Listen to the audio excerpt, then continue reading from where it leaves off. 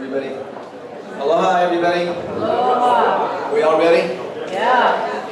If we're not, then we will get ready. Anyway, my name is Stephen Markham, and I'm the president of the Hilo Downtown Improvement Association. And we welcome you tonight to the, actually the first District 2 Council Forum. So I want to just make a couple acknowledgments before we get started with the candidates, because I think that's who you really want to hear from tonight, and that's why you're here. We thank you for bearing the rain and coming out tonight. For openers, we kind of wanted to set the stage, and the staging was put together by one of our members, Brian Booth Antiques. So if you look at the room, it's basically, he's got some of his beautiful antiques, and if you don't know where Brian is on Pono Hawaii. We have a hand for Brian Booth Antiques.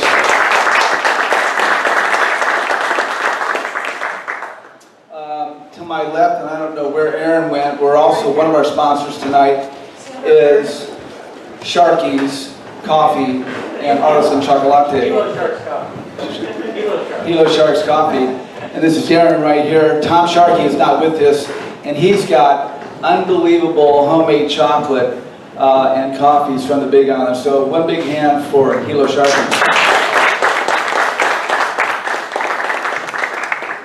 I would be remiss if we didn't recognize and acknowledge, is Lord Dan in the room from East Hawaii Cultural Center?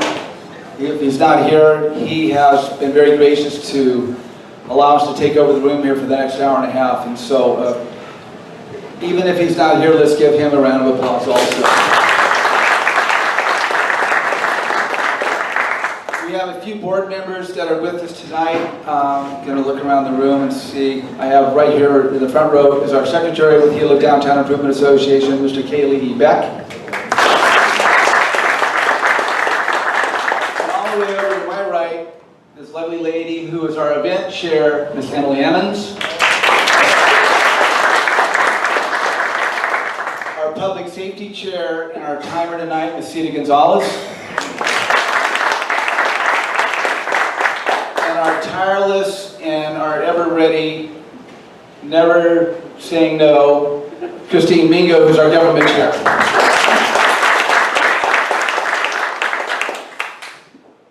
So here's how it's going to kind of play out tonight. Anytime we have a political forum, and I think politicians are, in any sense of the word, are in the world of social media, talk radio, reality TV, they're very vulnerable to the public, and so we really want to kind of keep the energy here tonight respectful. We want to keep it engaging, and we really want to make sure that we practice some good civility among the group. So I think it's an opportunity for you to really hear what the candidates forum is, to really, hear what their platform is, and really be able to kind of get an idea of who or what candidate is going to be your favorite choice. So without any further ado, do we give Mulberry Jam another big hand?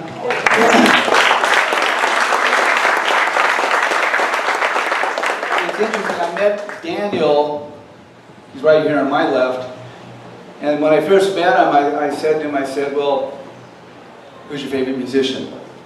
And so of course he told me it was Jimmy Page, and those of us more senior people in the room know that Jimmy Page was the lead guitar player for Led Zeppelin. So he did promise to me that he wasn't going to do any Led Zeppelin tonight. I wasn't going to ask him to do the opening bars of Stairway to Heaven, but I won't put him on the spot. So thank you so much for being here tonight and being part of this very unique evening. So I'm going to go ahead and I'm going to bring up the candidates. Each candidate is going to get roughly 3 minutes to introduce themselves. So I'm going to kind of start with the ladies. We'll start with Ms. Margarita Hopkins, Council 2. Ms. Kerri Marks. Mr. Shane Gali. Mr. Aaron Chung. And Mr. William Halverson. So,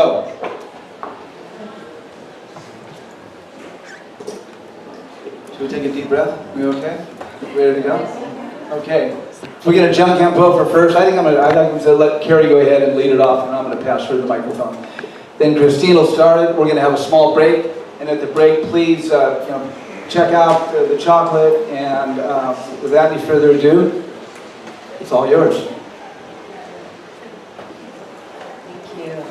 Aloha. Aloha. Good evening, everyone, and thank you to the Downtown Improvement Association for putting on this forum. The only forum which all of us candidates are going to be able to sit and speak, most of us anyway. I am Kerri Marks. A lot of you know who I am. I am the person that's been to every county council meeting for the last 3 years, and most of the board and commission meetings too. I am very involved in our local government, and especially in making our local government more open and transparent and accountable.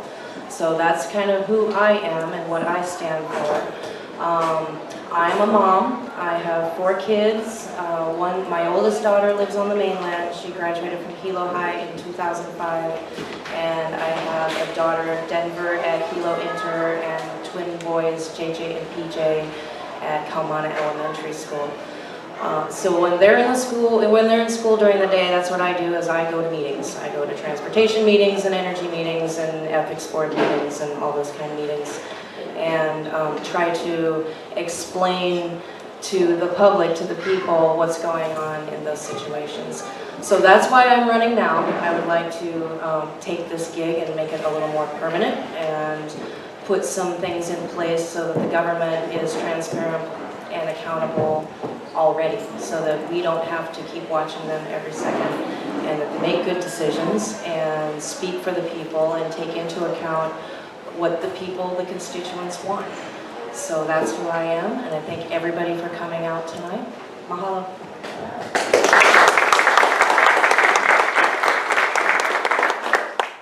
Aloha and good evening.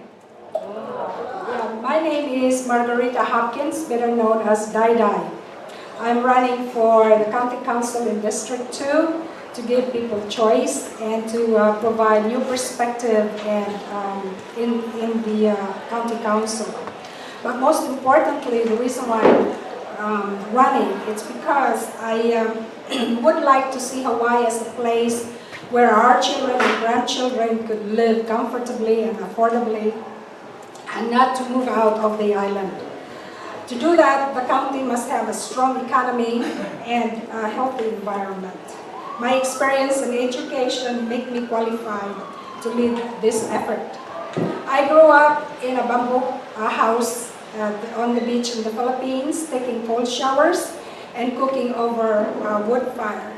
Through scholarships and student work, I was able to finish my high school and college, and I was able to rise to the level of poverty through education and hard work. My family had moved here over 26 years ago, and after working in the developing countries on community development projects. My older children, Layson and Shannon, went to Hilo High and Hilo Inter, and my youngest graduated from St. Joseph's School. We are very, very involved in the community, as well as our schools, our church, and in soccer. I have a bachelor's degree in accounting and a master's degree in agricultural economics. I retired two years ago as the economic development specialist for the County of Hawaii Research and Development. I know how the county works, and my networks of contacts span beyond the government into the community. This would enable me to work productively with many agencies and private groups. Solving the problems facing the county will require cooperation, stability, and focus on the business of the community. The most critical issues facing the District 2 are jobs, food security and sustainability, affordable energy for all, reducing the level of homelessness, fixing the roads, solid waste, and developing a long-term plan for Hilo that recognizes the reality of tsunamis. Thank you.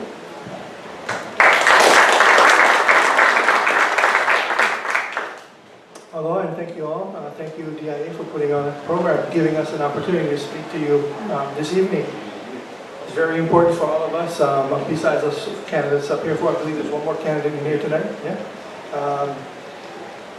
I congratulate all my contemporaries for running. You will be well represented no matter who wins this one. Everybody's got a good heart. My name is Gali, and I am a resident of District 2. I was born and raised in Upper Kalmana, and I've lived in the district my entire life. I'm invested in the community deeply, and by that I mean my mom, my grandmother, uncle, aunties, my children, we all live in District 2. And you know, we're a blue-collar family, and we know hard work. My father was a construction worker, and my mom is a retired babysitter. So, you know, we know hard work. We're a family that's always felt, not only my family, all families kind of feel disconnected from the government. You might feel that way too. So, you know, that's really why, a part of the big reason why I'm running, to provide representation for my family, friends, neighbors, somebody, you know, that they can approach, someone that can be there for them, because most of us, we feel very disconnected from government.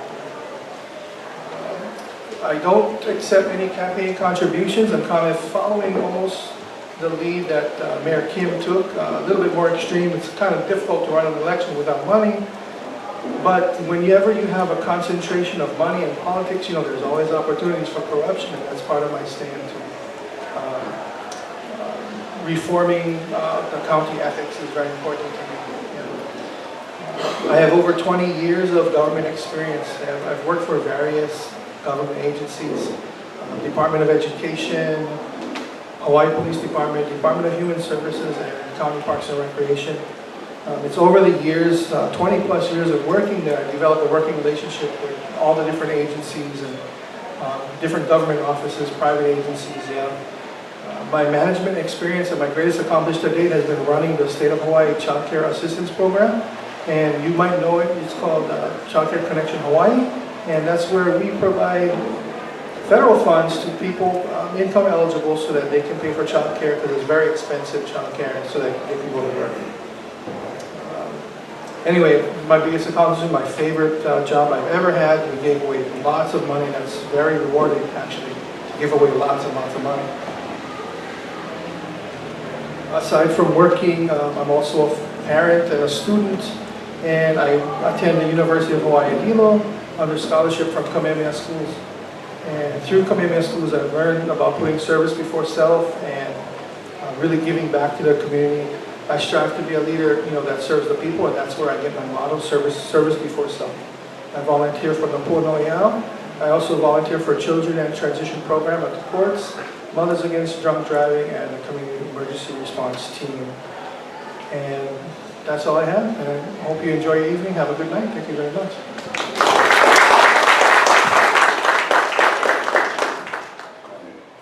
Thank you for coming, everyone. My name is Aaron Chung. And like Shay, I'm born and raised in Hilo.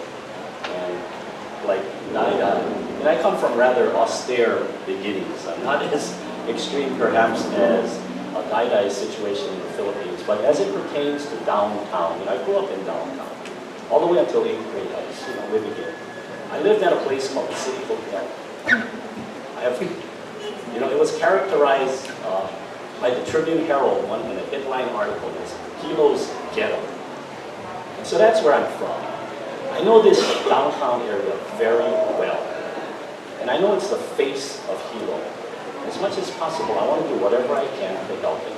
Now, for those of you who don't know me, I also served on the county council many years ago. Actually, 10 years ago was the last time I was here. I served for 8 years. I couldn't run anymore because of term limits.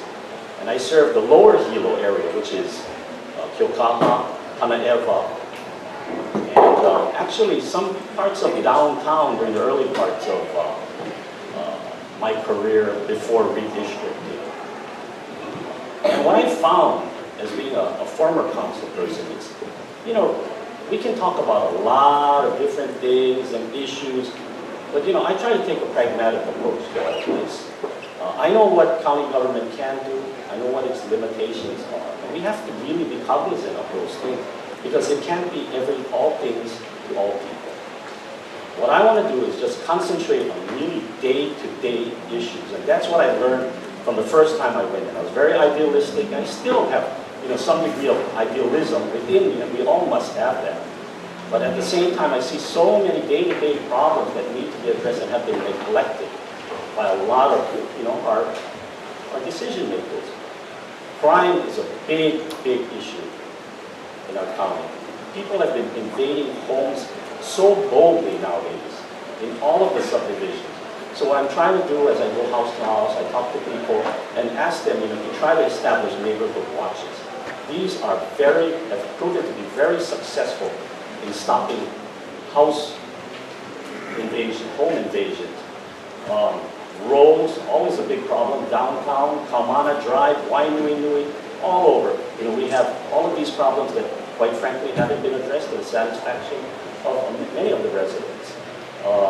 Jobs will always be at the forefront of things, because the reason why I want to talk about jobs, it segues into probably one of the biggest issues that I want to tackle, and it's bigger than any of us can really fathom, but it's poverty. Poverty, in my opinion, is the biggest social issue facing our county right now. And I know greater minds than mine have tried to tackle it. I'm not saying that I can be the person who's going to solve poverty. That would be ridiculous. But I know this, we have to all get together, try to band together and understand that this is a huge problem that's causing so many other problems. Everything else we have, homelessness, drug use, they're all symptomatic of poverty. And that's what I'd like to do. And how I'd like to do it is to bring people together in addressing this. We have some of the most fantastic leaders in the county of Hawaii, Billy Kinoy and Harry Kim. If these two gentlemen would champion the cause together, there's no telling what they could do, quite frankly. That all of us can really follow along. And that's really my dream. That's what I'd like to see.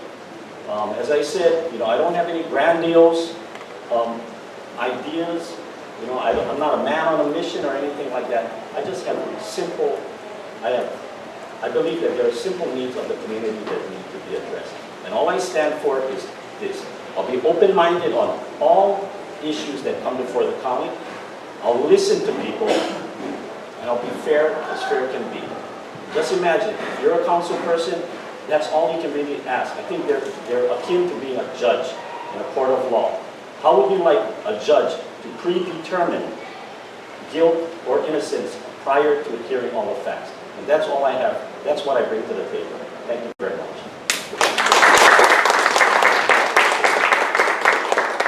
Everyone hear me? No. Well, it just arrived. Test. Hello? Test. Okay, here we go. Right, thank you all. And I'm going to ask a series of questions. Some will be short, some will be much longer and in-depth. And what I'd like to do is start off with Aaron and ask you, this is a 30-second question, more or less.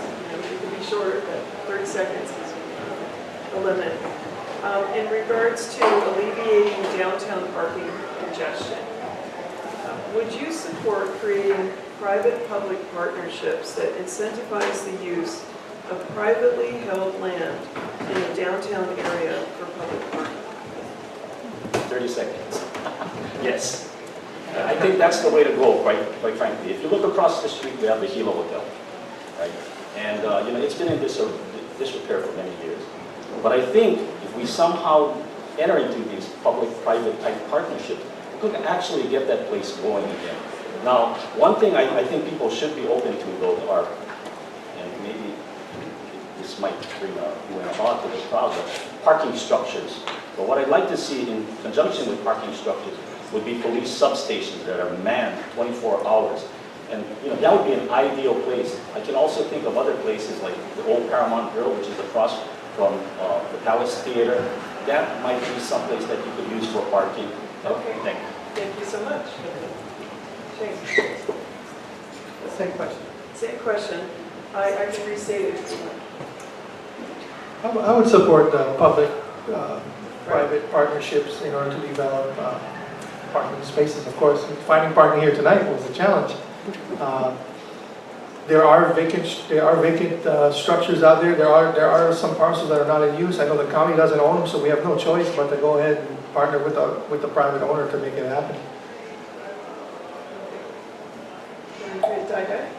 Okay, I always advocate for public and private partnership to do things, accomplish things. And as far as that question is concerned, yes, I do.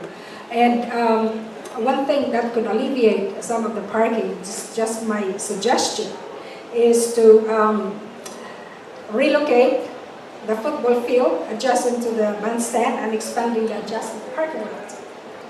And further, we should utilize some of the vacant mid-block lands for parking, and most importantly, determine whether it is necessary to have two roads along the bayfront. If one improved road could be adequate, use the remaining space for parking. In the long run, because of the threat of tsunamis, ground level buildings will have to move upslope at least above Gali Street. And this will free up some more of the lands for parking. Okay, thank you. Kerri? Thank you. Typically, generally, I do not support public-private partnerships. I think that usually the public doesn't get much out of the partnership, but the private sure does. We're talking about parking. These are already private lands, and it might be nice if the private landowners opened them up to the public, and that would spur people to come downtown and shop more if they had a place to park. But I don't see public input into private infrastructure benefiting the public very often. So the next question is, we'll start off with Shane. And the question is about improving connectivity between downtown and other major activity centers in Hilo. Would you support the establishment of an express county bus that loops from Hilo Airport to the Port of Hilo, to downtown Hilo, to the Hilo Shopping Center, UH Hilo, back to the airport, and so on? So this is a 30-second question. What do you think? I'm happy that you mentioned it for improving the connectivity. And I would support that. An express bus is a great idea. It's a kind of akin to what the county does now when they have the shuttles where you can park at the Civic or you can park at the county building and you can come down to Hilo Town for certain events. I know we only have that for certain big events. That could be expanded, but I would support an express shuttle as you recommend or as you stated. Thank you. Diane? As far as I'm concerned, I do support those three. The county can help by facilitating reliable, very frequent, maybe 30 minutes or less. There probably free bus transportation along key routes like Yukaha, downtown, Prince Kuhio University and Hospital. Less frequently transportation, perhaps an hourly, to other areas that are also needed. Yes. Thank you for asking that question. I was going to have to try and work that into another answer. But a bus to the airport has been a request for a long time. A lot of people have their mailbox out at the airport, and a lot of people have to fly. If you need a medical procedure, for example, most people have to fly off island to get that. And so just getting to the airport is a serious problem for a lot of people. Not to mention the fact that we could ferry new visitors all around to our first, their first stop should be in downtown Hilo. I think they should have a good sense of where they are as soon as they land. Thank you. And to Aaron. Shouldn't that back? Thank you. I guess the question that was proposed is exactly what I proposed in my website. So I just suggest that everybody go and check it out because I did talk about having a regular route circuit around Hilo Town. And I actually went so far as to say we should be looking at grants for the downtown area to have a new fleet of old sampan buses. But that would be, of course, designed to comply with ADA standards and things like that, going to the pier. And I think those things would really really enhance the whole flavor of the downtown area. Okay, thank you. Well, let's kind of shift because of the, call that? Sorry. That is sacrilegious. Don't any of the rest of you do this. So, I'm thinking about this microphone shift, and I'm just thinking, let's have Aaron start the next question, and then have it come to the end, and then the last person shift that way, so it just makes it easier with the microphone passing, if that's okay. All right, so concerning Waianui and Bayfront intersection, given that the northbound traffic on Bayfront Highway is unable to turn left onto Waianui and enter downtown, would you be willing to champion the establishment of a left turn option from the Bayfront Highway into downtown within the county and state transportation planning processes?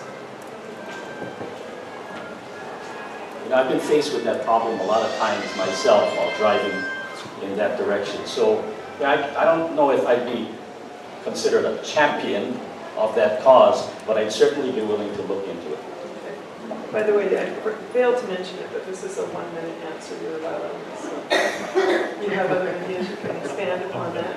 Shane? I also got stuck in that intersection quite a bit. Can't make that turn. That's correct. I don't really have an answer, but I would support a left-hand turn. Also, when I looked at that Envision Hawaii, that Envision Downtown, I guess flyer that was sent out, and looking at the future, maybe a possible roundabout, I saw that also. I thought, that's not a bad idea. Look into that also, but I would support a turn. Right, you brought up my next question. It's part of this question, and I'll give Aaron another chance on this. The second aspect of this question is, if so, are you familiar with the concept of roundabouts and their use, and what is your general attitude towards them?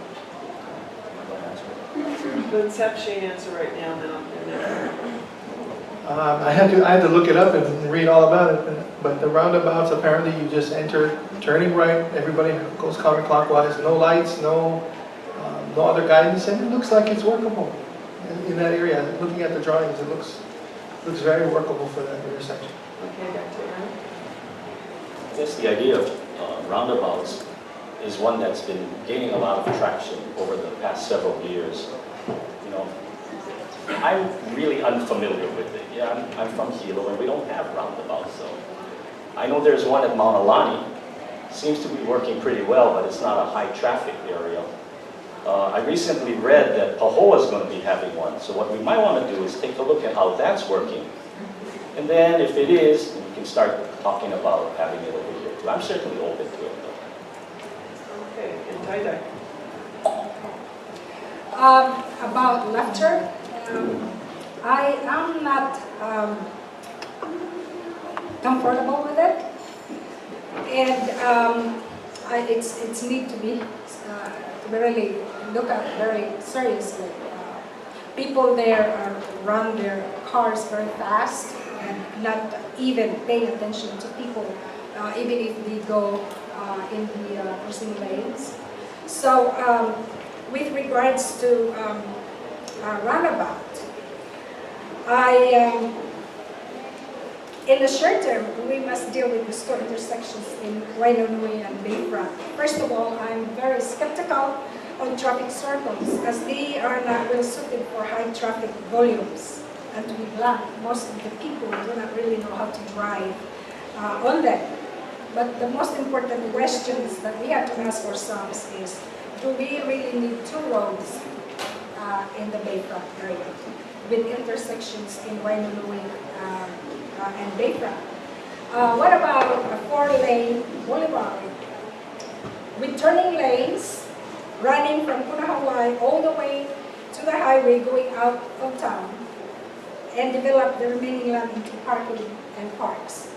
To the highway, to Volcano Highway. Right. And then let us not be stuck with the past. I mean, let's look at, since after all, downtown invasion is for 2025. So there's things that needs to be looked at beyond just the governance. Thank you. Thank you.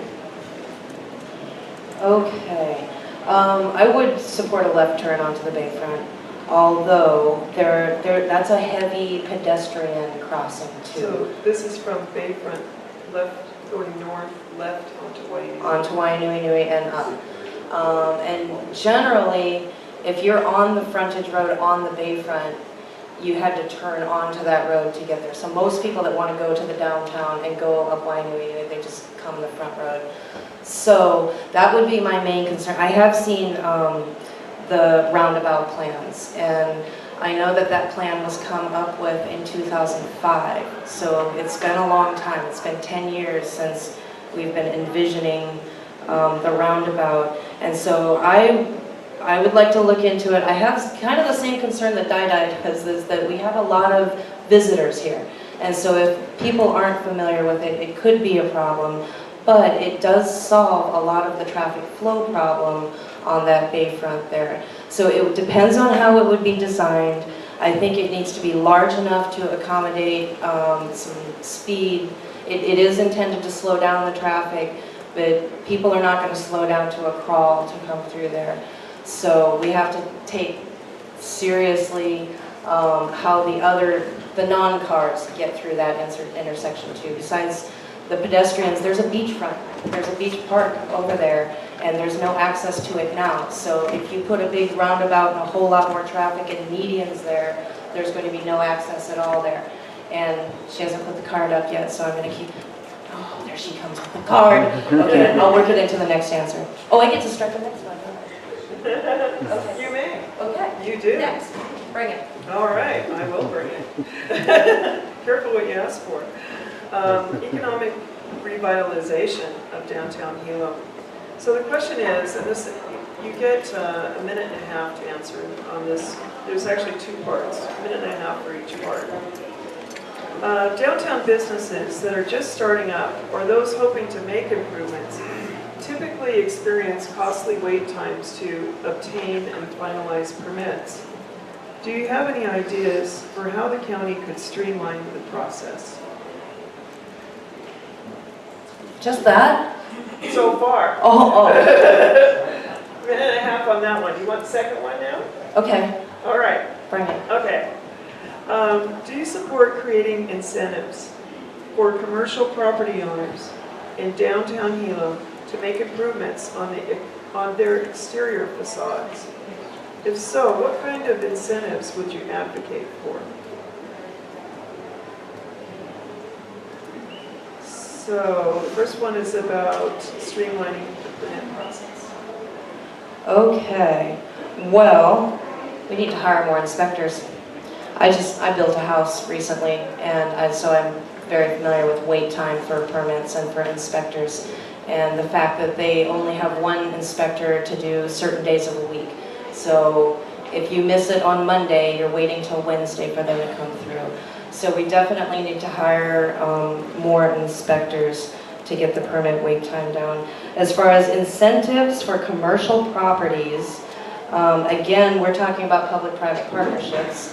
And I think that the Benjamin Moore public-private partnership was awesome, and it's beautiful, and I'm a painter, so I cannot understate the importance of a freshly painted facade.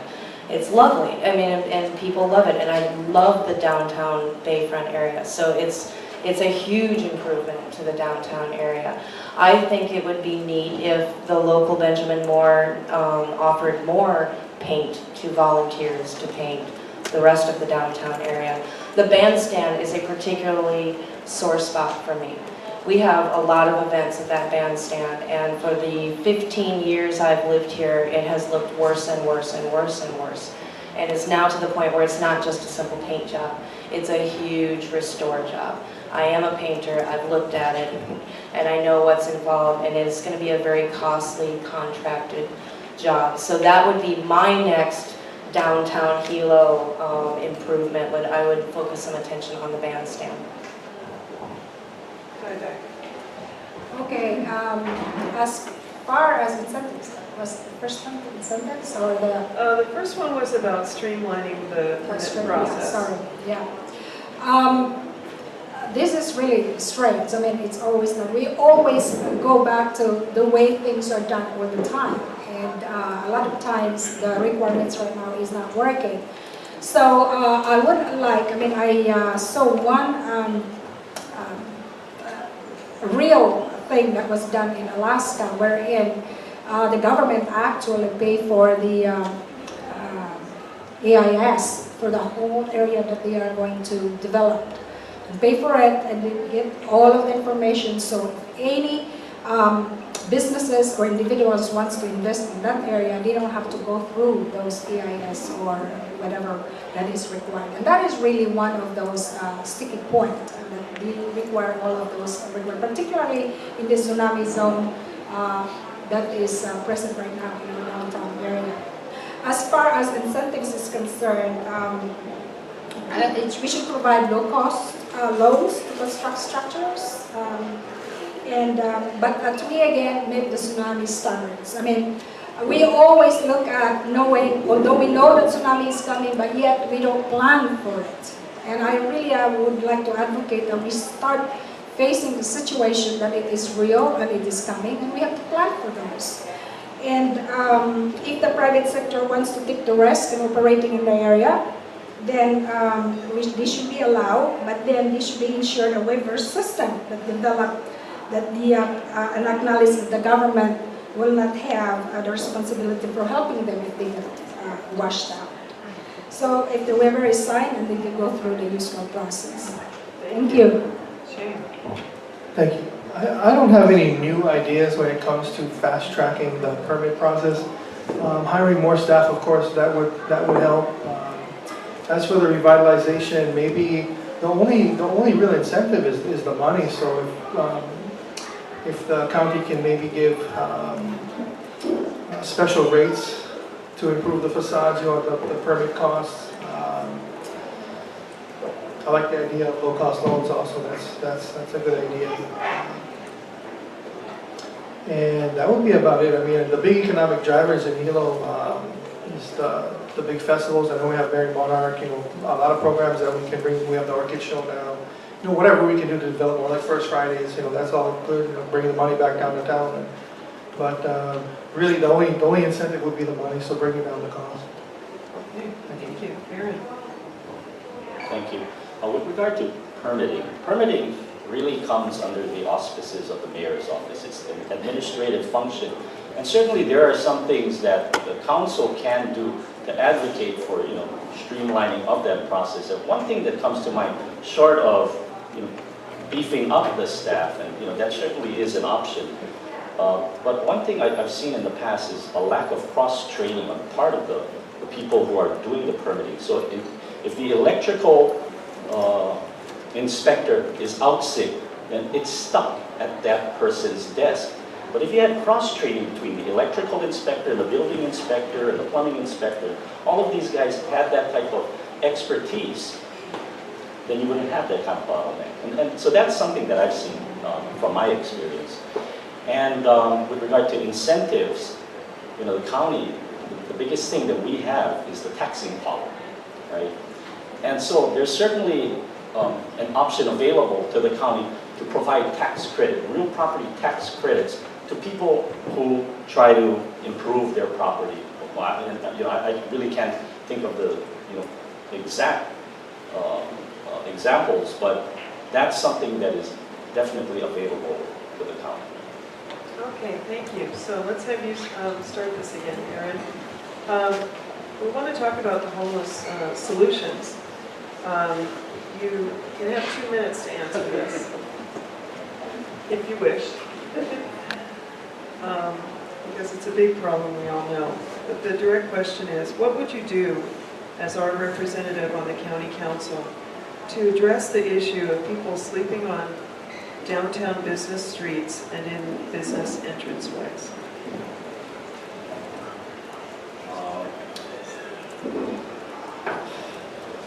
I could be wrong on this, but I think Councilman Drew Kanuha from Kona might have introduced some kind of legislation that would address that. I'm not really certain what that thing was, but it really is going to take some enforcement, some legislation, some enforcement. I don't have the answer for that, quite frankly.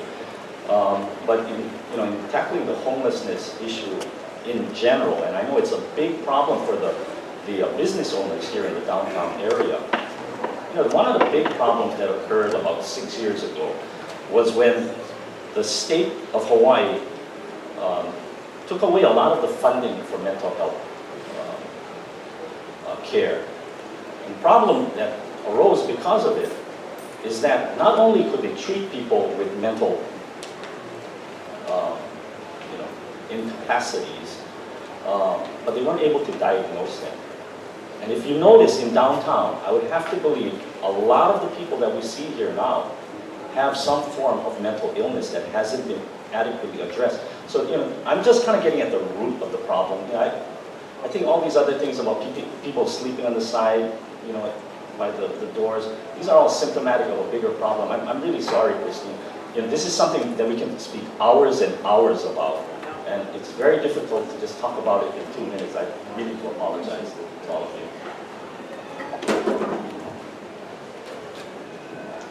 Thank you. I also agree there's a component of enforcement, not necessarily of any specific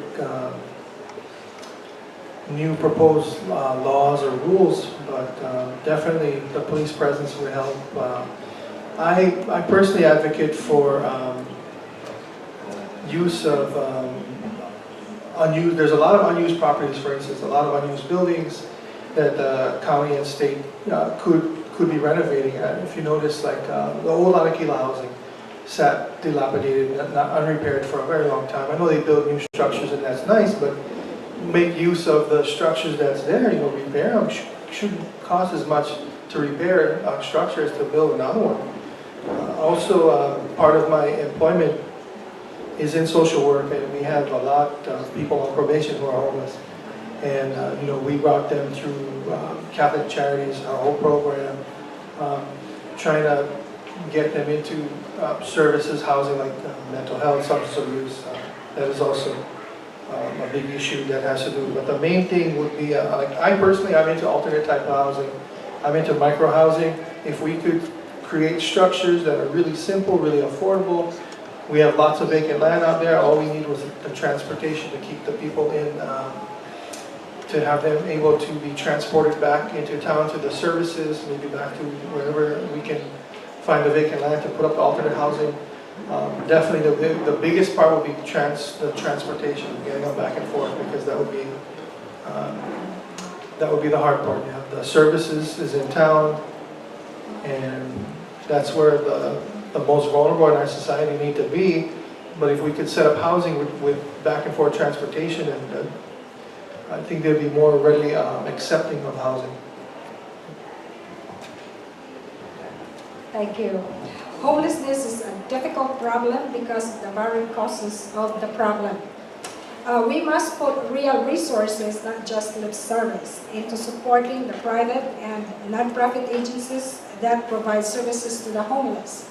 Further, we must recognize that there are not all homeless fall into a nice neat categories, different needs. They have different needs, and we should provide resources for their basic needs, like a place to sleep, store a minimal amount of belongings, toilet and shower facilities, safety.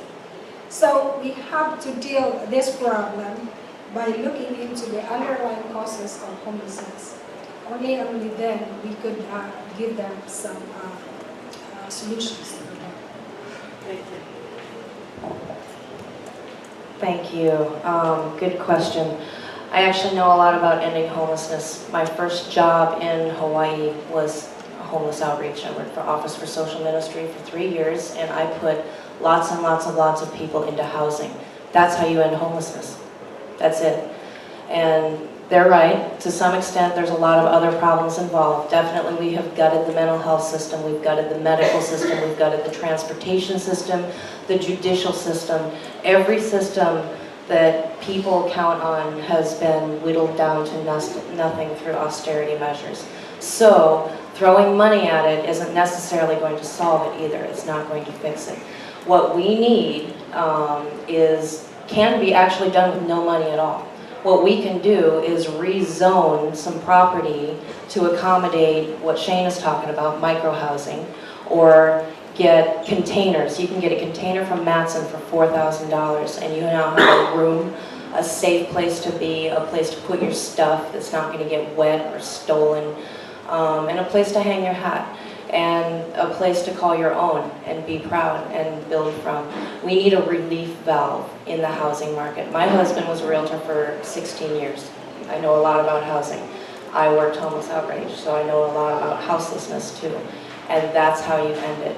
We can rezone some areas, and another problem we have in this county is only 5 unrelated people can live together. So that means you can't do any kind of sustainable community, you can't do a commune, anything like that. Once you hit the 6th person, you are now an illegal residence. So we could easily, with the stroke of a pen, change that law, and all of a sudden we can have real sustainable communities all over our island. She hasn't put the card up yet, so Drew's bill was awful. I testified against that twice. I got other people to come out and testify against it also. Drew's bill was designed after Tulsi Gabbard's bill on Oahu that basically criminalized you for having stuff. What they would do is come around and tag your backpack or your cart or whatever it is, like it's an abandoned car, and if it's still there in 24 hours, they come pick it up. Now technically they're supposed to store it, but they're going to charge you for that storage too. So if you can't pay to get your backpack out, you lose it. If it's dirty, if it has food in it, if anything is wrong with it, they'll just throw it away. So it's not a matter of taking care of people's stuff for them that they don't know how to take care of. It's a matter of pushing people out of the downtown area. So if you succeed at that, what's going to happen? Where are they going to go? Into the neighborhoods? You don't want that either. If sleeping in a doorway is a problem, we already have a law against that. Tag them for that. Don't make up new laws. It's time that we approach homelessness with a compassionate stance and not just passing more laws against things that people do. Right. Okay, thank you very much. So let's talk about money. Regarding funding opportunities for community projects, what is your level of understanding about county funds available for community projects, and what would you do to make this information more available to your constituents, to the different organizations in the community? What do I know about community projects? I'm sorry, say again. What is your level of understanding about the county funds available for community projects? In other words, grants. Grants and aid. Yes. The mayor sets the budget and the council approves it. That's what I know about that. And that there is a little bit of wiggle room. And there are also contingency funds. And that a lot of these projects get done with these contingency funds. In fact, thanks for bringing it up. I forgot to mention that next week at County Council, there is a bill up, thank you. There's a bill up to use contingency funds for another bus route through downtown. Okay, so people might want to show up and testify in favor of that, or send in email testimony ahead of time. But there's a good example of what a councilor can do with their contingency funds. I'm sad that it has to be contingency funds though, really, because that should be budgeted in on a permanent basis. What happens at the end of the fiscal year when that money disappears? Do those bus routes disappear? And I'm sorry, was there a second part of the question I've completely forgotten to answer? No, I think you covered it pretty well. Okay. I can restate it again. Is what is your level of understanding about county funds available for community projects, and what would you do to make your constituents aware of these opportunities? Oh, what would I do to make my constituents? Thank you for that. I'm really good at that. For example, you all now know that there is a county council meeting next week, Wednesday at 10 a.m. You can send in your written testimony by email, fax, or hard copy by noon the day before. My level of understanding of county processes and how things are paid for is high, and my ability to communicate that is also very high. I have spent the last 2 years communicating the public's business to the people so that they understand it. And I would continue to do just that. I would definitely also have community meetings. In the 8 years that Jay has been our counselor and in the 15 years I've lived here, I've never once been invited to a public meeting by my counselor. So I would like that. And I would do all kinds of things like that. As far as that inquiry is concerned, I'm very, very involved in the funding of county money. I run a very, very successful program that provides seed grant and matching money for nonprofits that does in the area of agriculture, because that was my program. But I would advocate the same thing for the downtown improvement, if at all, or to any other organizations for community programs. And I will strongly support that. And to get the ball rolling, and I will use the same strategy because it was working. And for purposes of getting the word out, normally if you give money to the community or for community projects, you go through an RFP, request for proposal. And what I do normally is I tell everybody that are pertinent, that could access those programs, heads up when the request for proposal is available or being advertised, so that they can avail themselves with those programs. And it was successful, and it was working very well. Thank you. Thank you so much. Shane? My understanding of the county funds are similar to Ms. Marks. I do understand that each council member has contingency funds and we can make that available. It is all about the budgeting. And my experience more in the private sector would be dealing with, of course, bringing in other monies, federal grants and such. As for the other part of the question, how would I make it available? I mean, we need to do a better job of the advertising, the RFPs. Myself personally, I keep a blog for District 2, even though I'm not a council, I'm a candidate, I'm a wannabe council member, but I keep a blog to let people know what's going on, what's coming up. I believe each council member actually should, the county has its own website, and they should each have their own section where members of the public could post and ask questions. And they should be required actually to respond accordingly, at least within a certain time frame. With social media today, it shouldn't be hard for a council member to be available to his constituent. Thank you. Aaron? Thank you. That's a very difficult question to answer, and I'm going to tell you why. There is actually no fund that the county administers that's really available to the general public, aside from 900,000 or more of nonprofit grants that are given out every year, or perhaps federal funds in which the county is used as a conduit. So it's very difficult in regard to your question of educating the constituents. And certainly we want to do that as much as possible. There's been talk about the discretionary funds, but in lean years, those things aren't really available as well. And one of the problems is, of course, you want to educate the public about the availability of these funds, but what happens is, of course, everyone wants a piece of it. And then it's very difficult doling them out. So, the only thing I can do, I was the former finance director, finance committee chairman of the council for 8 years. And I think the best way of doing it is having the constituents or groups come to the council person, ask them how they can get funding for a specific project, and then allow the council person to work with his or her colleagues, as well as the administration, to try to get that done. But as far as educating on a specific pot, our powers are limited. Okay, thank you. So now I'd like to extend an invitation. On behalf of the Hilo Downtown Improvement Association, I would like to formally invite you to become members of our organization and to work with us to support the DIA mission. If elected, would you accept this invitation and become a regular participant to our meetings? Aaron?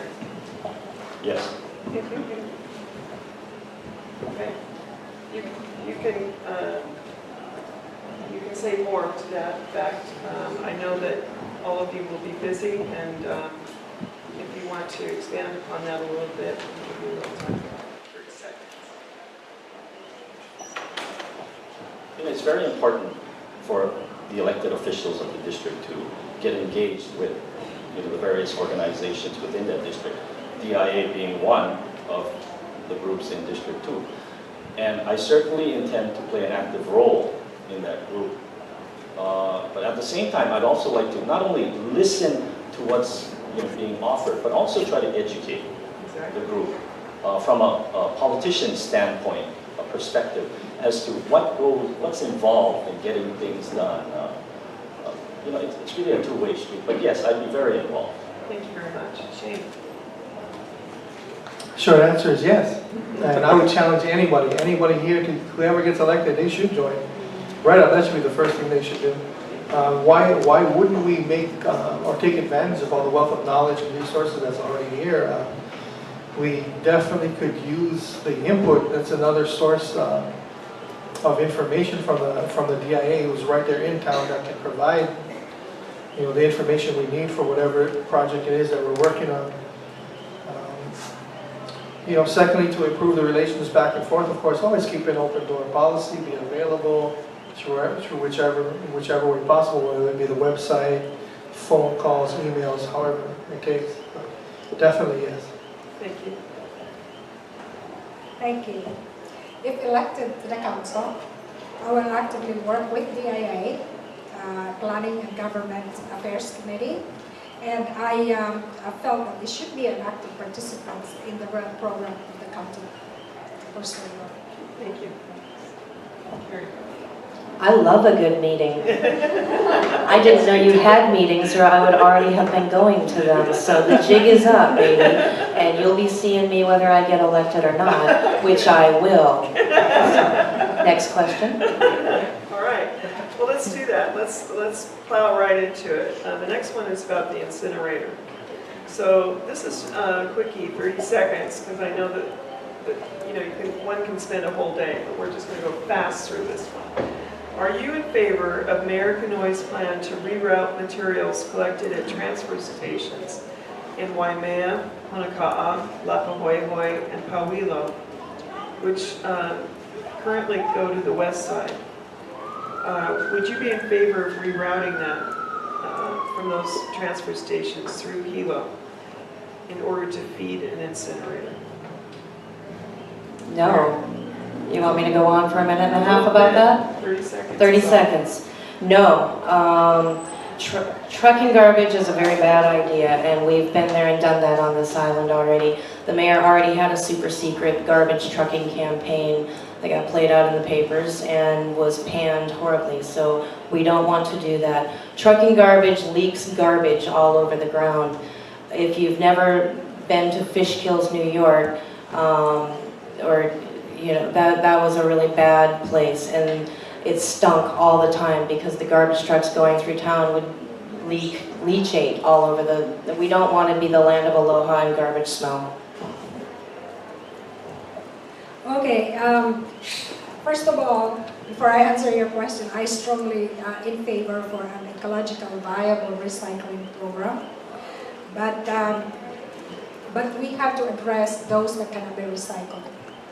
And as such, hauling them to, although the current studies that have shown on hauling is a more economically feasible, but it's not politically acceptable.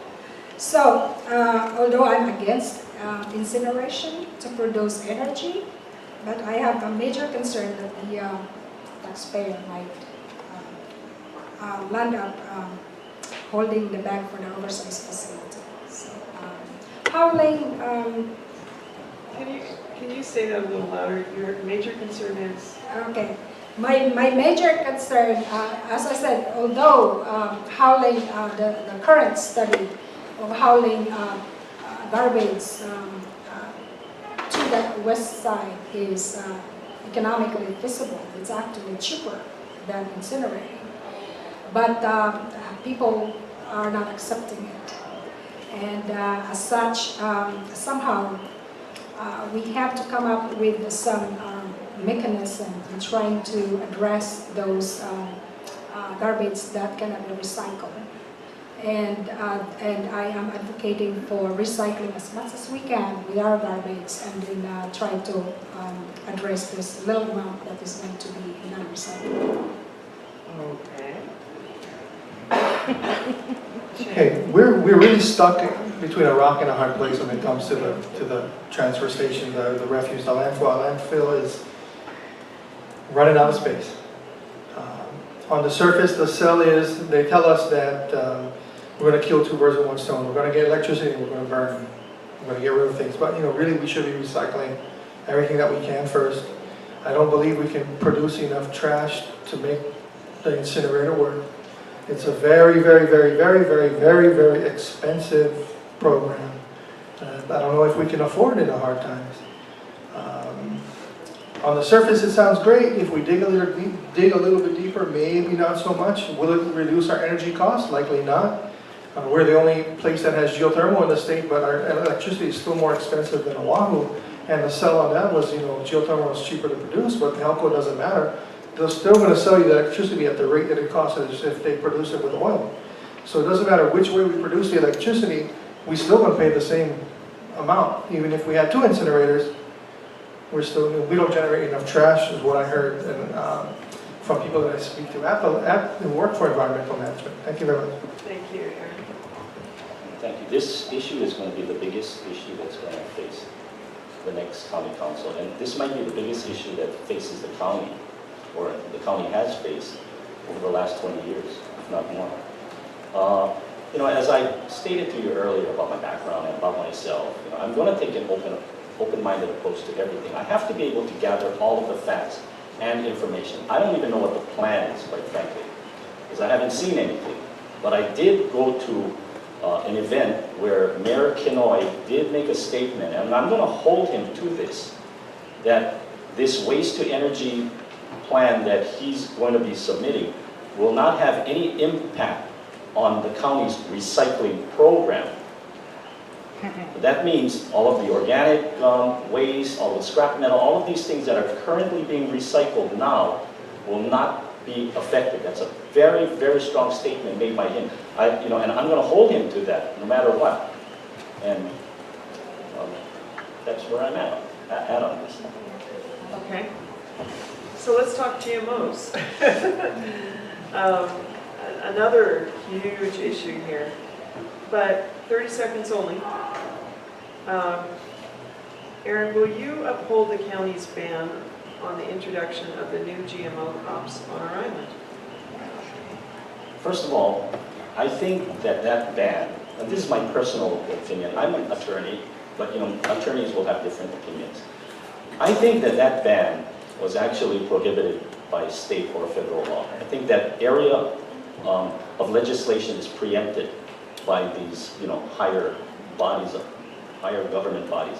But that being said, I have pledged that I will not introduce any legislation to repeal this, even if my personal bias is, I have no problem with GMO products. I've eaten it. I let my kids eat it. And but just knowing the political landscape right now, 6 members voted for the ban. The mayor approved the ban. It's going to be very difficult to have it repealed. And I'd rather concentrate on other things than repealing the GMO ban. Okay then, Shane. I'll honestly answer. I'm not entirely familiar with the bill as written, although I've heard about it on prior forums and have tried to pick up some of it. Personally, I would just support more oversight and regulation of GMO simply because I'm afraid of it. It's something, it's experimentation with food. I don't have all the answers, but there is risks of environmental exposure when they experiment. If things escape the labs and they get out into the world, and we can't stop it because it's new. We don't know how. We don't know what we don't know. That's what the answer is. So I definitely believe we need oversight and control. As for the ban as written, I don't have enough information at this time. Okay then, Daidai, what say you?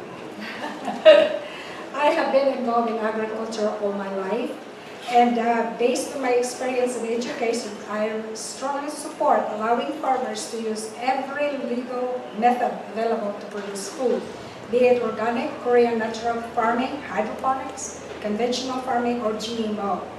I know lots of people does not believe that it is safe, that it destroys our environment, but the fact of the matter is it has been the three main federal government oversee it before it will be even provided to the public for consumption.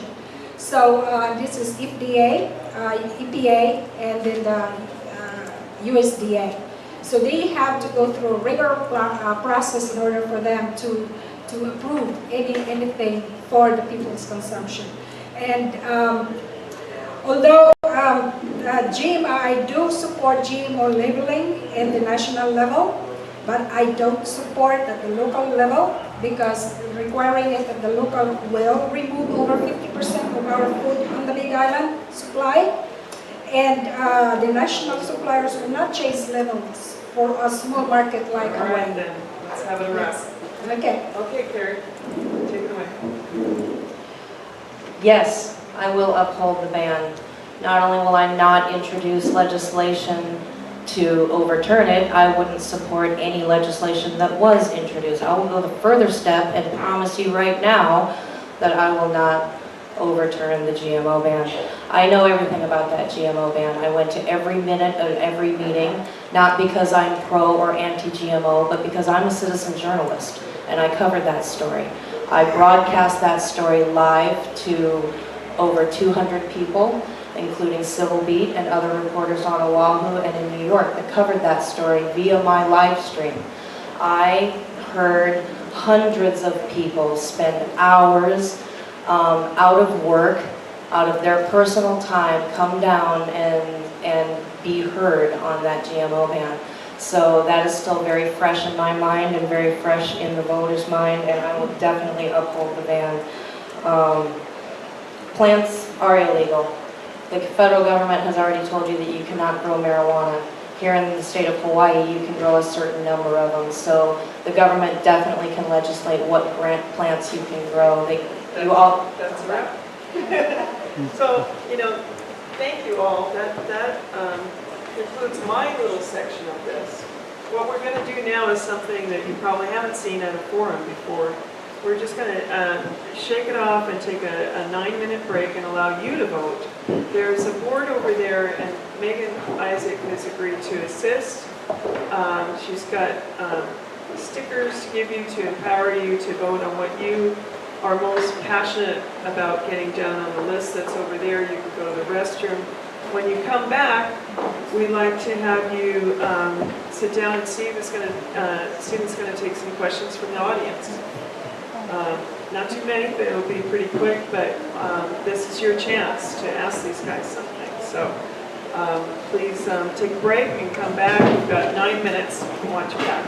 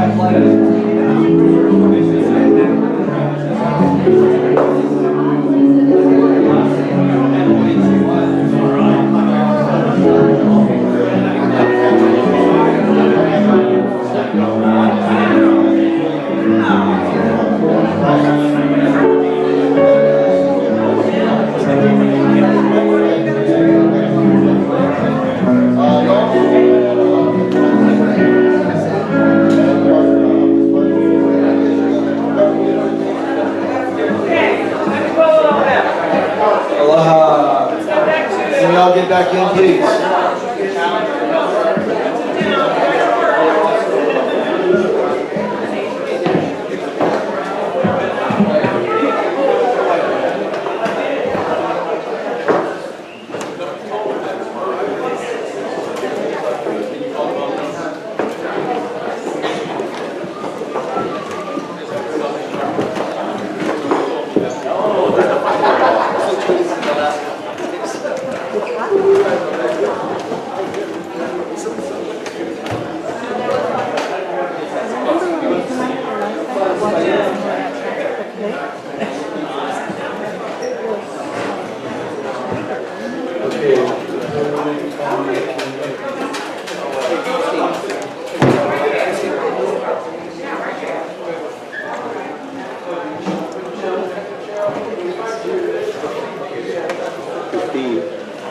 Christine.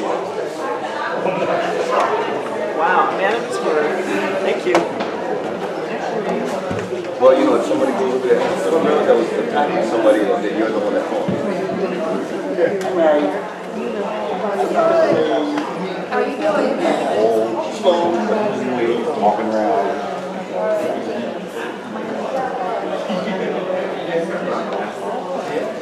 Thank you. I'll mark it out for surgery, yeah? Yeah, so I'll just send it. Okay. What kind of email am I going to take?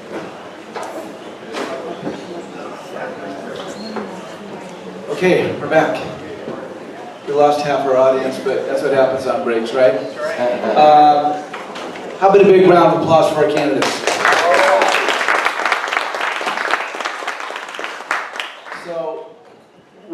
open this up for some Q&A from the audience, and we're really, I mean, we've got a little bit of a time limit here, but we're really not limited to it. But I just want to make sure that the questions are pertinent. The questions are going to be something that hopefully they can answer to it.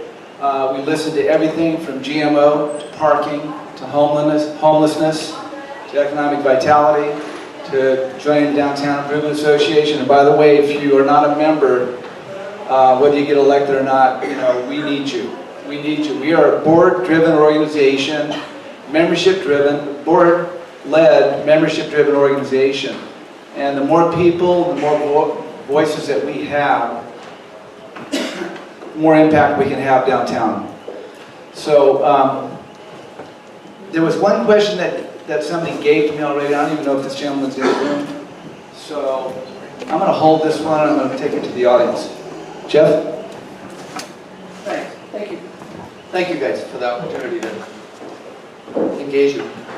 I want to just think a little bit about the council as a team sport and what role you play in the team. How do you see yourself in the team player? Because that to me ultimately is, if you can't get to 5, you're no good, and you're better off at 9.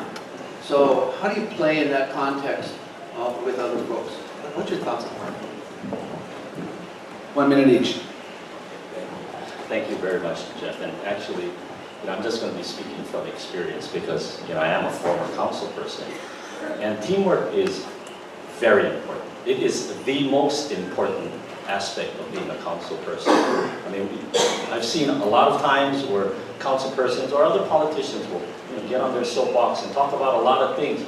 But ultimately, it's what you can do for your constituents. What you can do to better the lives of everyday people, that's going to matter. That's really going to be that's how I will judge myself. And I cannot really emphasize the importance of teamwork more. It's no different from being out in the community. You have to be able to work with people. That's all it comes down to. And that's an art form in and of itself.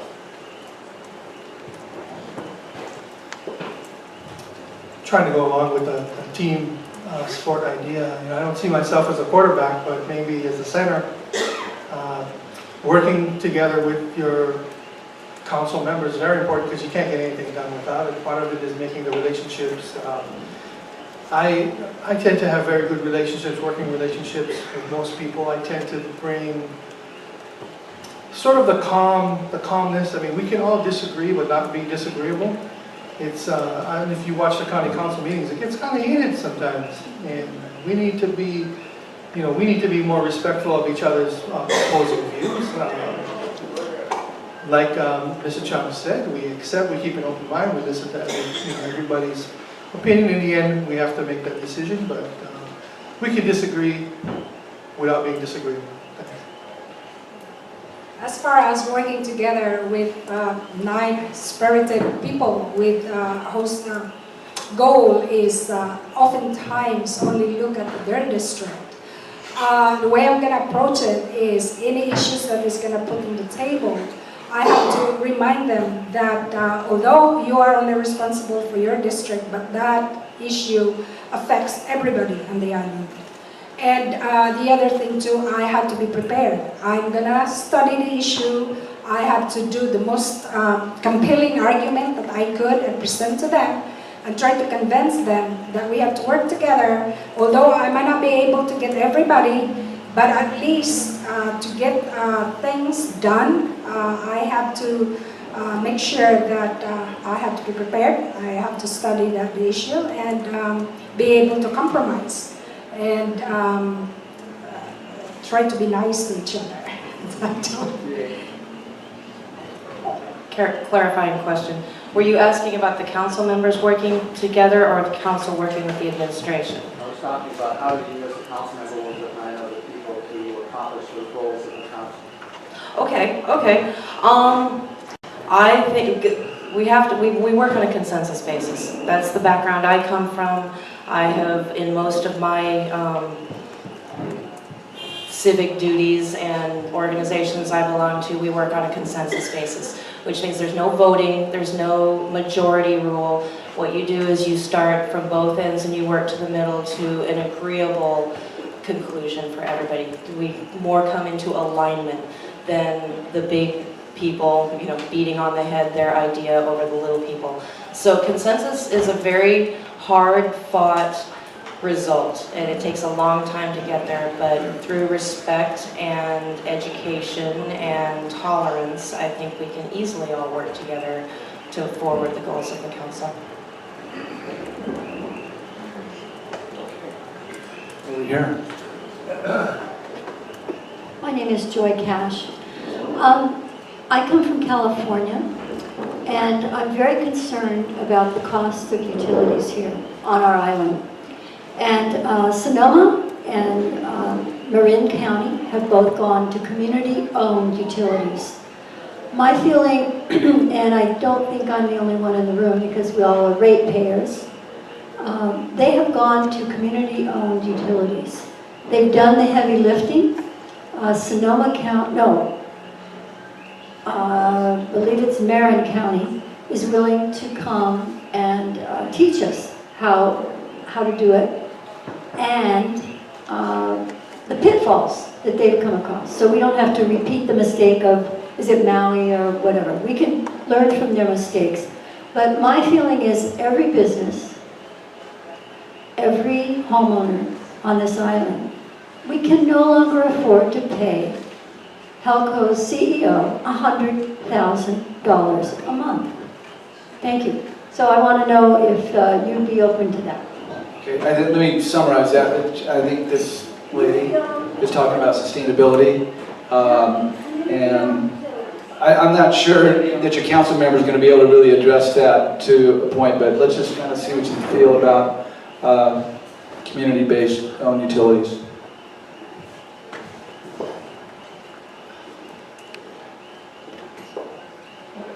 Interesting question. And really all I can say is that, I'd certainly like to explore, listen to what your friends or your resources may have to say about it. And I like that you said, they could also tell us what the pitfalls are, because we have to know those things as well.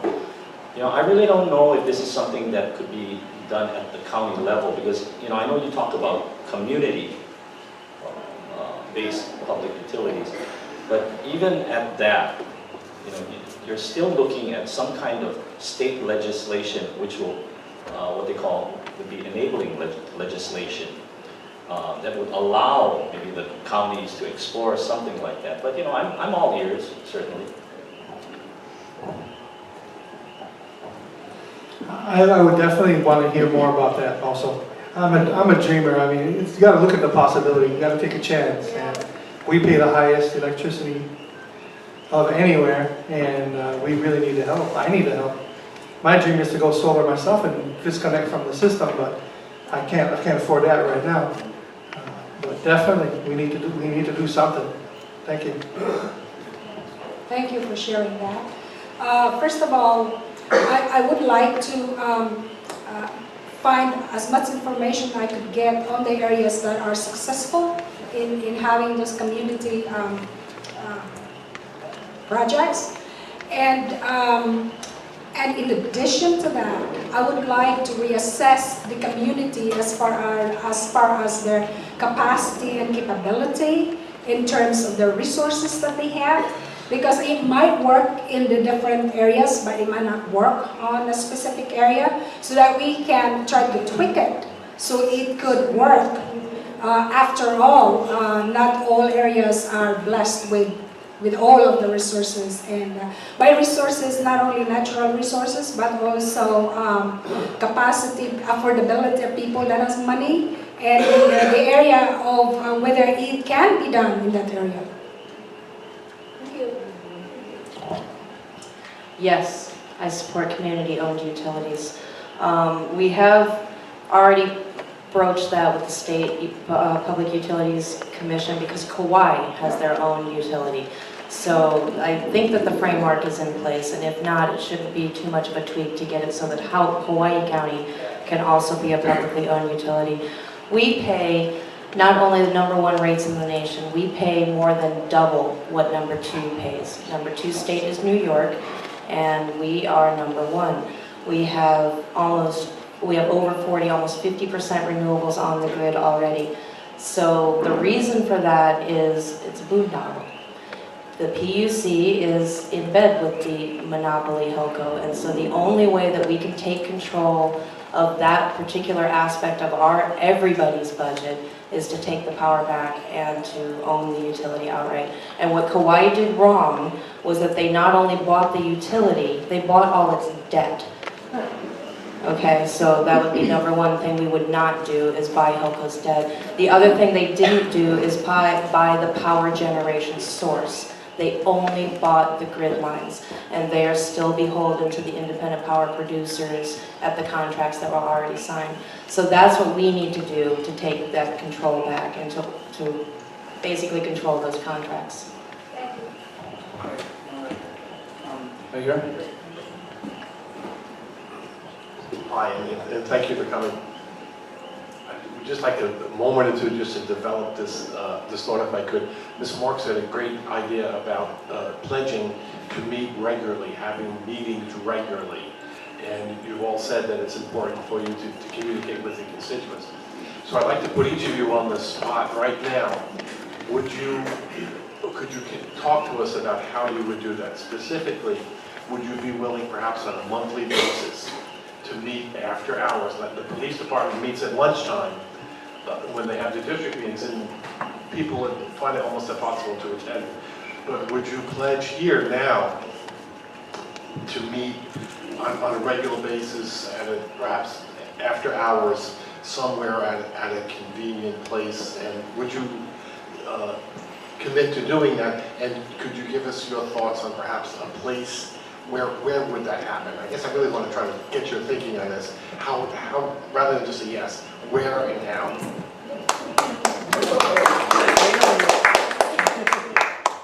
Thank you for allowing me to expand on that. Definitely I would have regular meetings. If people come monthly, we'll have a monthly. If people come quarterly, we could do that. And right off the top of my head, I would assume I could get the Apuni Center conference room across the street, yeah. Or I would hold office hours. I would make it known publicly when I'm available and you can just drop by. That would be an easy way for people to get in touch with me, but I'm very approachable and very accountable. So anything you can suggest, I would be down with that too. But public meeting places are a big problem in this town. If you are a state agency or a 501c, you can get meeting places. But I actually am a member of many groups and organizations that aren't organized as a 501c, and we cannot.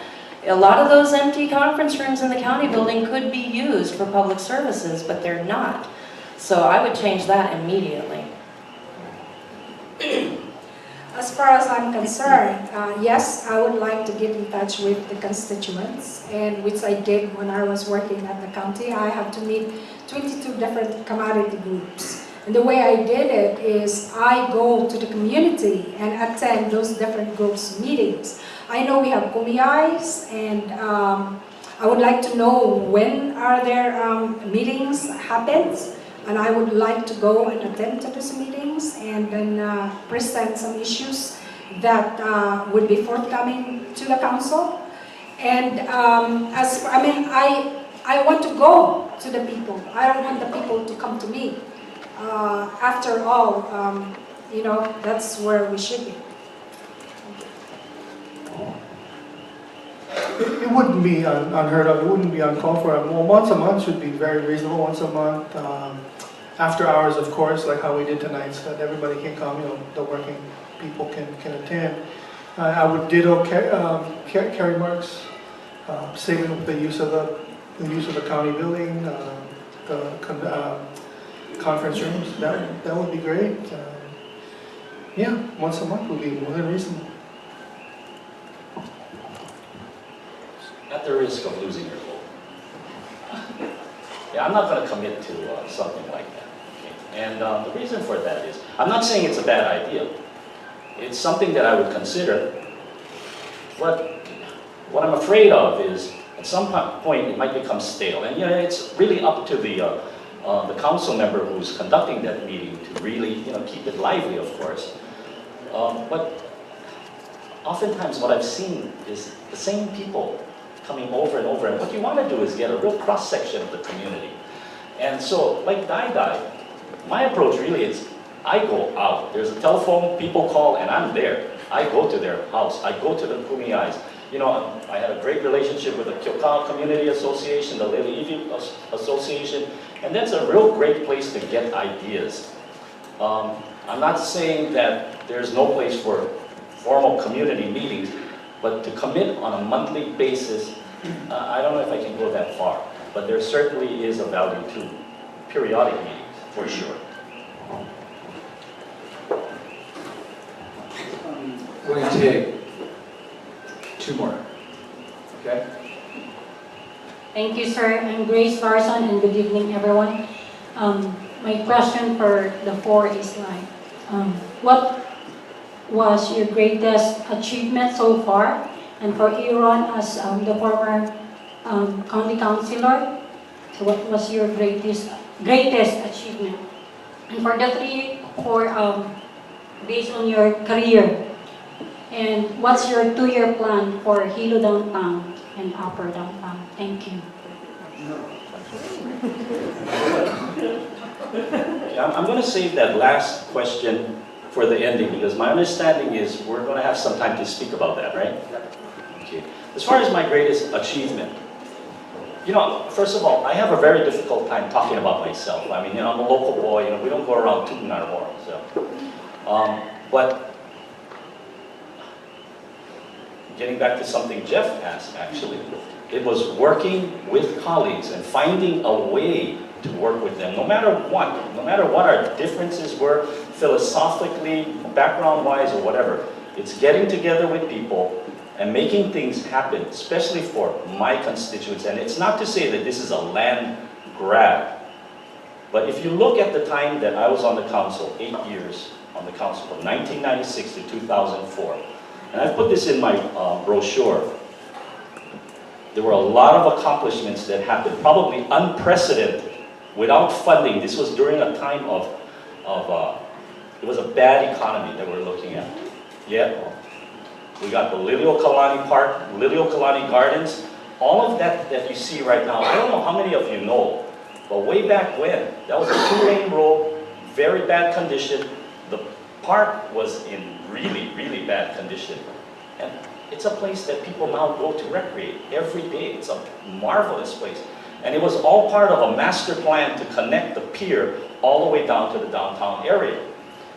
And that was to the vision of course, you know, Mayor Yamashiro and others, but we were just a call. But we never tried to stop anything. You know, it was all a matter of working together. Koenko Street Extension, this was an unbelievable funding experience that allowed that road to come to fruition. People were telling us that that road would never be completed in our lifetime. That's what I was told when I was a county attorney many years ago. The county engineers actually told me that. Not in your lifetime. It happened during the time that we were there. It was all a matter of working together. Moholi Street Extension, same thing. Wasn't supposed to happen during our lifetime. It's there. It's changed the lives of many people in terms of transportation. Kyokaha Gym, we have Kelly Beck, whom I haven't seen for a long time, and I didn't even know he lived here. This man was instrumental in getting the Kyokaha Gym constructed. He was in the mainland. He's an architect. He was a young boy at that time. He helped. He was a part of a community effort in getting, and you know, he designed the Kyokaha Gymnasium. The people of Kyokaha, if you ask them right, oh, there's a time limit to this? You'll get your closing statement. I'm so sorry. That's okay. It's all about working with people and getting things done.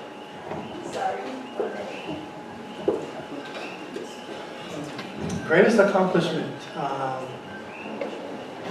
Working for the police department, a lot of opportunities to actually help people and save lives. Being a first responder was one of my biggest ones. But I guess career-wise and politically, running the state of Hawaii, the Child Care Assistance Program I mentioned earlier, when the program was privatized during the Lingle administration, the company that took over really failed and was crumbling. The contract was going to be canceled. It was on a 30-day warning. I don't know if you know about child care assistance, but we brought in federal money and we paid people's child care expenses so that they could go to work. And unfortunately, I was one of those that was laid off by the legal administration. That was my job before it was privatized. And the company was failing horribly. My greatest accomplishment when I got laid off was getting to work for the company that took my job. It was really hard, but I needed to work. And taking over for the company, running the Big Island operation, it's a $2.4 million contract. Running the Big Island operation, we worked 10, 12, 13 hours a day for months on end without days off just to rescue the program. We were so way behind in paying people's childcare, maybe 3, 4, 5, 6 months. It took a lot of work on me and my team. Not only saved the contract, we brought it up to date, we were paying on time. The Big Island was the most accurate, I guess, program in the whole state, if you went with the state numbers. That was pretty much my greatest accomplishment, was rescuing the program. It's alive and well today. It's bringing a lot of money, federal dollars, into Hilo Town. I mean, we paid everybody, preschools, babysitters. Had we failed, I mean, you know, all those babysitters, all those preschools would be unfunded, and a lot of more people would end up on unemployment. That's pretty much my best accomplishment right there. Okay, as far as my accomplishment and on my career, the first thing is like I introduced tilapia to the U.S. market, and I was told I was crazy. And now it's a multi-million-dollar industry. That's my contribution to the people, food. And the other thing too is that with 145,000 budget that I have in the county for the agricultural program for the county of Hawaii, I was able to establish additional industry in the agriculture. And that includes the tea industry, the coffee industry, the foliage industry, the tropical fruit industry, the tropical flower industry, and of course the Hawaii Organic Farmers Associations. I did that one too, and the Korean natural farming. With that little amount, I was able to put all of those different activities within our agriculture industry. Thank you. My greatest achievement I've overcome a lot. I was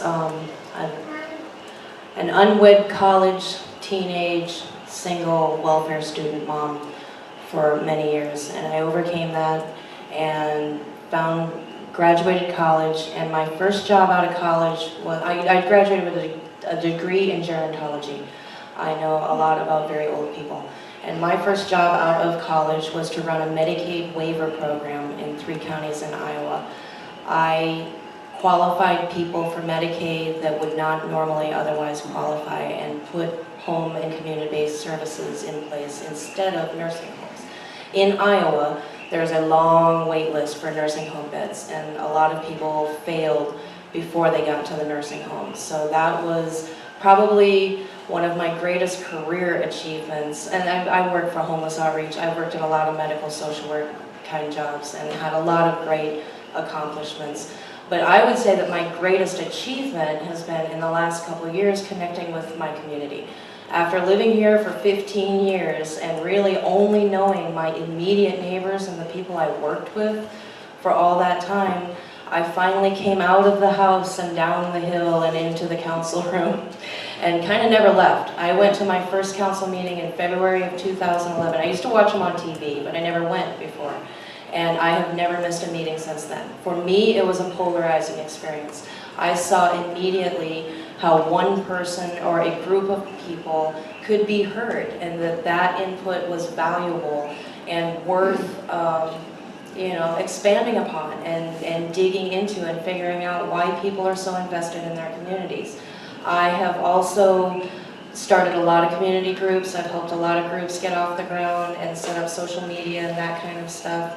Liliuokalani Gardens, I wish I could remember the date. There are cleanups going on at Liliuokalani Gardens right now. We're getting ready for the big 2017 100-year anniversary. So check my Facebook while she's got the sign up, and I have the date up. Okay. We're going to let him close. Big hand, huh?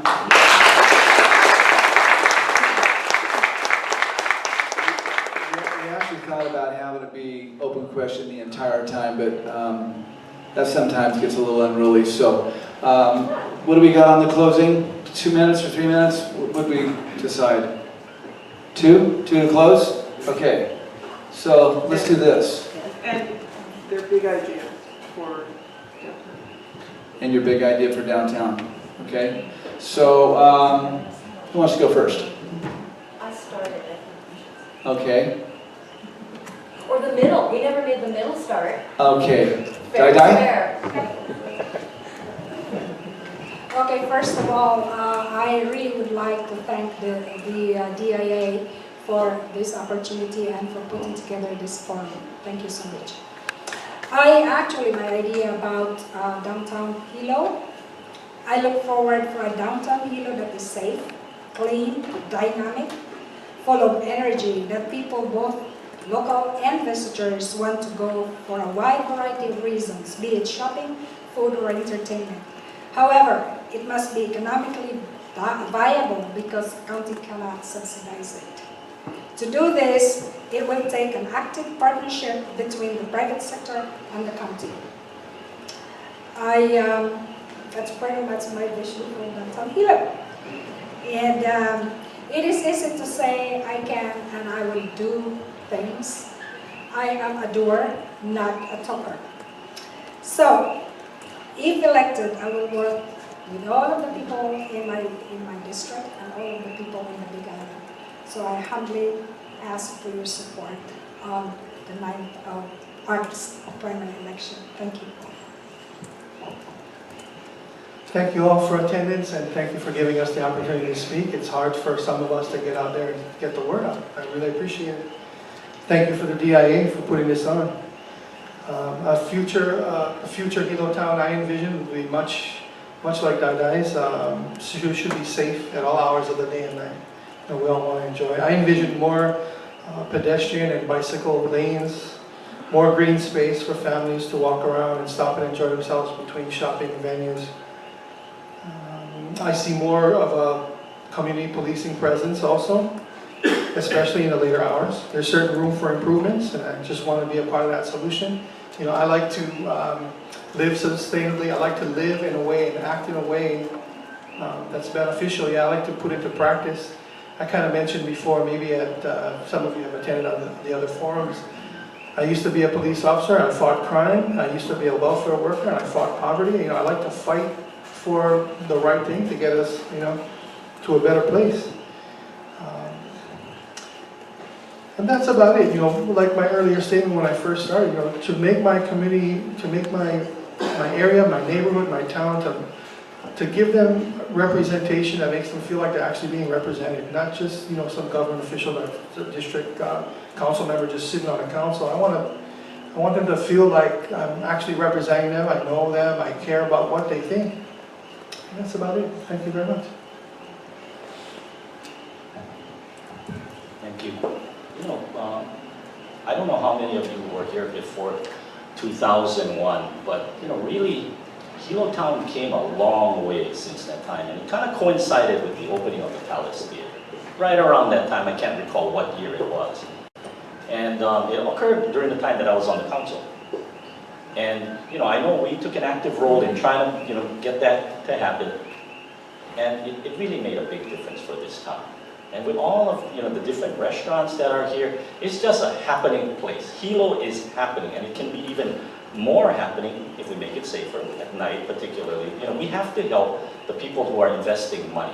So my vision really is to create a safe environment in downtown Hilo, and it's always been above Kinaoli, which is right on the fringe of the tsunami inundation area. If we could somehow encourage the development of residential units. That's why I talked about across the street, the Hilo Hotel. If we could start something by doing a public-private partnership, build maybe a parking structure with a 24-hour substation, police substation, get those guys to, you know, do things, make residential units in that entire corridor and up the street, that Church Row area. We could get a lot of activity in here, but we have to create something that's safe first. And that really is my vision. It's my dream, my vision, my wish. Thank you.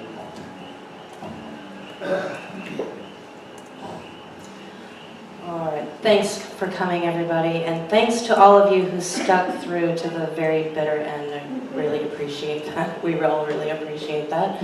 And thank you, Downtown Improvement Association, for putting on this gig. And thanks to all of my other candidates and my other opponents for showing up tonight. I think it's been a really insightful and interesting conversation that we've had.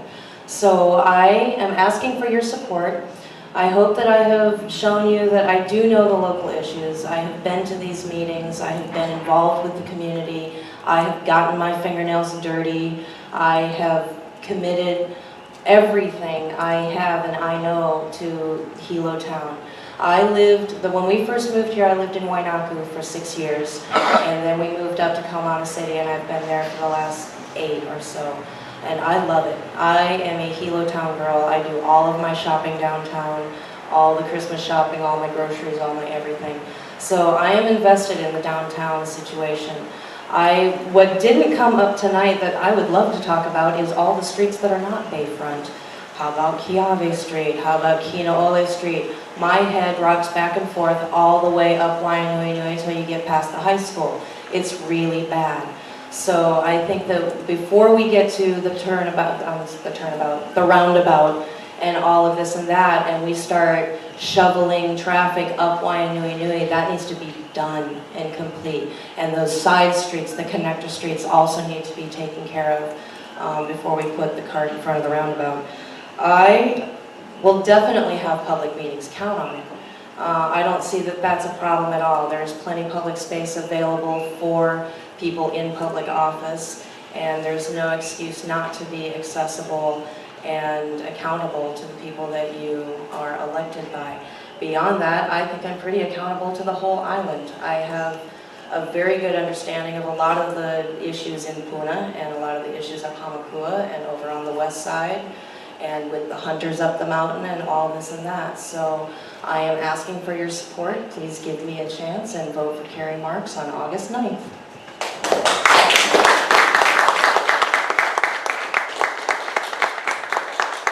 Kerri Marks, Margarita Hopkins, Gali, Aaron Chung. Big hand.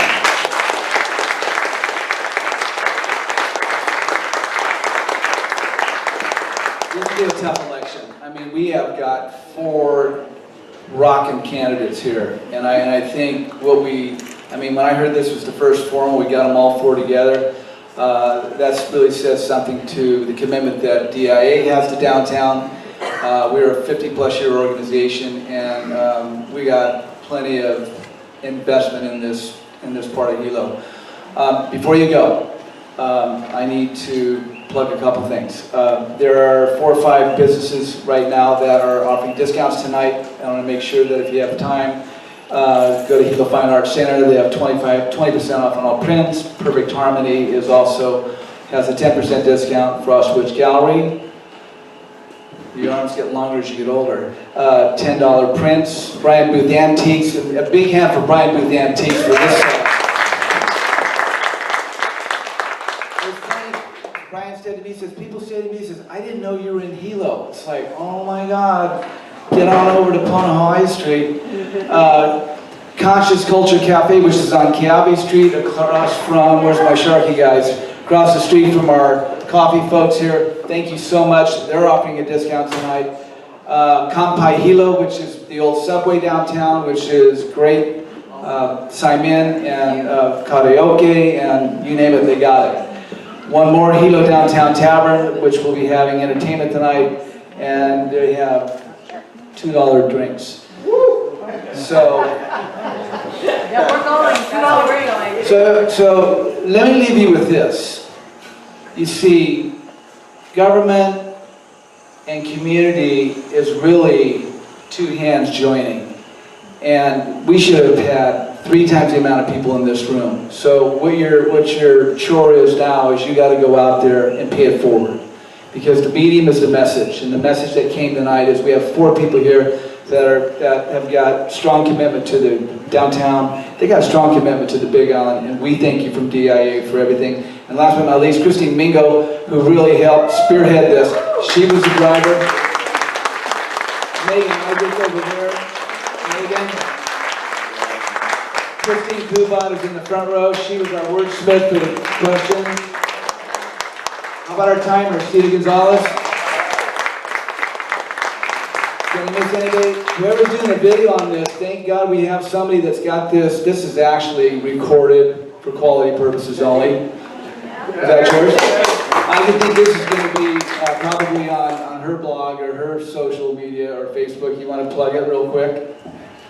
Thank you, Donald Wessels. This entire debate will be uploaded to the Occupy Hawaii YouTube channel. And if I can get the video from him, we'll try and get it on Naleo quick. If we can get it up, I'll do everything I can to make that happen. Thank you, Hilo, and have a great evening. It's First Friday, so go out there and see our businesses. Aloha.